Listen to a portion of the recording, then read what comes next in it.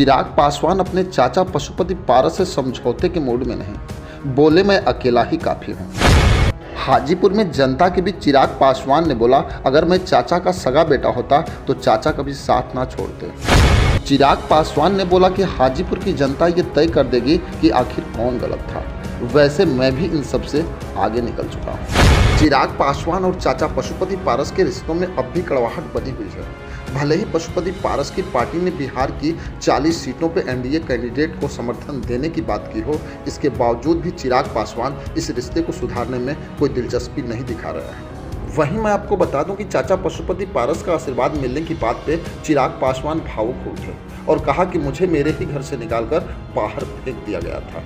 वजह आज तक नहीं पता चला कि आखिर मेरी कमी क्या थी। बीमारी में चाचा के घर उनका आशीर्वाद लेने गया तो वहां चाची ने 2 घंटे बाद दरवाजा खोला और कहा कि तुम्हारे साथ जो हो रहा है वो ठीक हो रहा है। ये बातें हाजीपुर लोकसभा प्रत्याशी चिराग पासवान ने अपनी पुरानी बातें याद करते हुए बताया। साथ ही कहा कि मैं इन चीज़ों से बहुत आगे निकल गया हूँ। अब मेरा मिशन बिहार फर्स्ट और बिहारी फर्स्ट है। मोदी जी को दोबारा देश का पीएम बनाने के लिए बिहार की सभी 40 लोकसभा सीटों को जीत के देनी है।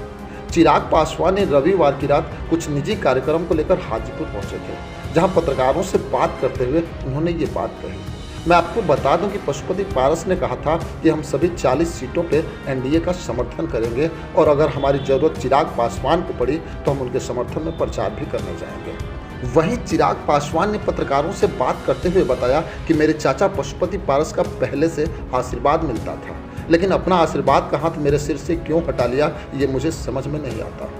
पता नहीं क्या कारण था कि मुझे घर और परिवार से निकाल दिया गया। वहीं मैं आपको बता दूं कि जब पशुपति पारस से बार बार सवाल किए जाते थे कि चिराग पासवान और आपके बीच समझौता होगा या नहीं, तो उनका एक ही जवाब आता था कि सूरज पश्चिम से उग सकता है लेकिन चिराग पासवान से मेरा कोई रिश्ता नहीं हो सकता। लेकिन इस पर चिराग पासवान ने बोलते हुए कहा कि ये सारी घटना क्यों घटी ये हमें पता नहीं चला। अगर मैं उनका सगा बेटा होता तो क्या इसी तरीके से मुझे निकाल के वो घर से बाहर कर देते। वहीं मैं आपको बता दूं कि चिराग पासवान हाजीपुर लोकसभा क्षेत्र का दौरा किया और बिना नाम लिए हुए चाचा पशुपति कुमार पारस पे जम के निशाना साधा। उन्होंने कहा कि हाजीपुर को विकास के कार्यों में काफ़ी निराशा हुई है, लेकिन वह प्राथमिकता देंगे कि पिछले 5 सालों में लोगों की थोड़ी निराशा हुई लेकिन हम उसे पूरा कर सके। चिराग पासवान ने कहा कि मेरे पिता रामविलास पासवान ने लंबे समय तक इस क्षेत्र का प्रतिनिधित्व किया। ऐसे में उम्मीद है कि मुझे भी लोगों का उतना ही प्यार मिलेगा। आपको बता दूं कि हाजीपुर लोकसभा क्षेत्र के विभिन्न कार्यक्रम में शामिल होने आए लोक जनशक्ति पार्टी के राष्ट्रीय अध्यक्ष चिराग पासवान ने सर्किट हाउस के पास पिता रामविलास पासवान की प्रतिमा पर माल्यार्पण भी किया।